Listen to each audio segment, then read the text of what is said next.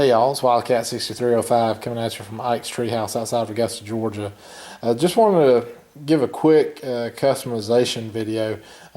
This is going to be a hit dice alternative video. I've seen a lot of videos out there lately talking about hit dice, and they look really cool. I don't have any. I think they're a good idea. I think the concept's good. However, one counterpoint I would make to them, which is really just kind of more something you want to think about before you invest. And I'm going to make that point. But let's talk about hit dice and why you need hit dice, first off. Because say you only have red dice, your red six-sided dice, if that's all you got. Well, when you have troops lined up on 4 and 3 and 2 and 1, that means you're going to have to make that many different rolls. And the more dice rolls you have, the more time, the more individual roll you have, the more time is going to be added to the game. So what the hit dice are doing is people have different colors of hit dice.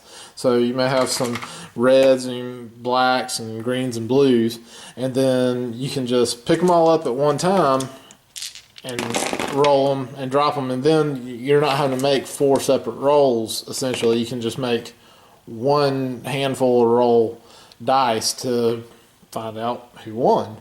Except for the hit dice aren't going to be drilled and dotted like this. They're just going to have the sides marked for them. So a 1 hit dice is only going to have the 1 hole marked. A 2 is going to have the 1 and the 2 locations with 1 single dot, which is cool. It speeds up the game, so then you can just look down and see, oh hey, I got all this, and I got this many hits, which is good. However, it kind of limits your flexibility you have with the dice. So if you have a dice that's for your 4, it's only going to be drilled in four spots, 1, 2, 3, 4, and so then that dice is forever going to be a 4 hit dice, which is good. If you're playing out of box, if you're only planning on playing out of box Axis and Allies and not really changing up your house rules much, that's going to work great for you and go all over it. However, I would say a word of caution.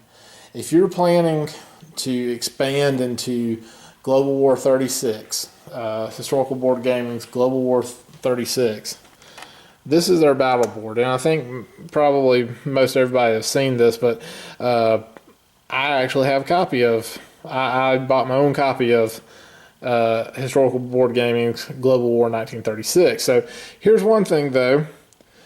This is 36 is built on a 12-sided die system, a D12. So it goes up to 8.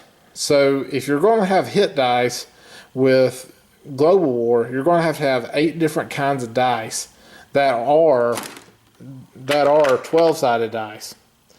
So my alternative to having 6-sided hit dice, and this can apply for 6-sided dice or 12-sided dice, but just buy multiple colors of dice.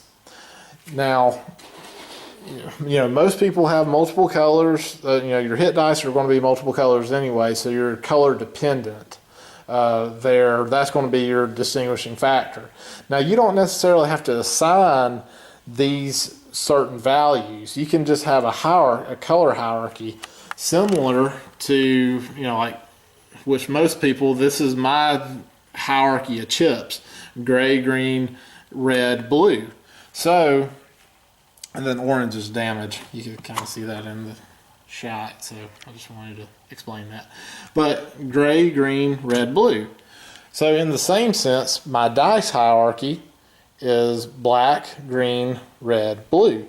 So then they're kind of that same level. So this will be my high, so I can roll up to 4 different values essentially with this. I can't necessarily, looking back at the battle board here, I can't necessarily roll 8, but I can break it down into 2 groups of 4. So if I had troops here and troops here, I could do one heat, so to speak, and then the next, and that could definitely speed it up rather than having to roll for each individual column as you go down.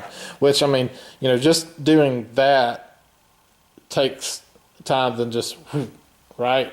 So I mean, if just waving your hand takes longer, I mean, actually rolling dice and analyzing them. So this is what I'm saying. You can have multicolored dice that have ultimately more flexibility, especially if you're looking at going with the Global War 36 expansions and what have you.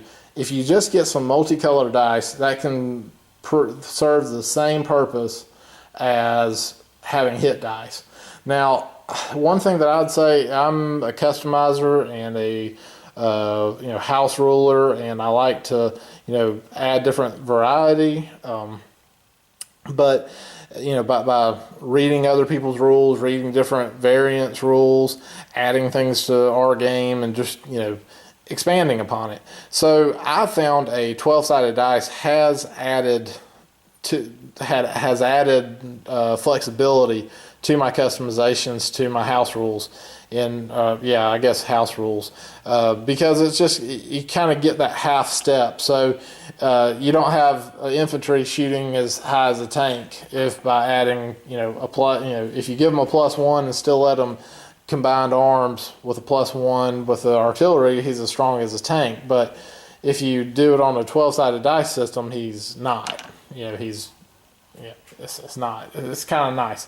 It adds to it. But I was going to keep this short. So as I said, you can go out and buy hit dice, but just kind of be thinking, think a step ahead.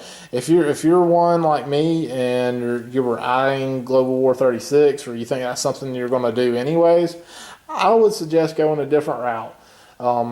Especially before you spend a lot of money on hit dice. But like I said, if you're just going to play out of box or just stay on the D6 on a 6-sided dice system, then go for it. I probably wouldn't suggest trying to drill a 12-sided dice, make a hit dice out of that. I'm sure it's doable, but that kind of sounds painful to me, just thinking about having to do all that. But I said I was going to keep it short. I hope you liked the video. Comment below. Don't forget to subscribe. And I hope the dice are with you, because they sure are against me.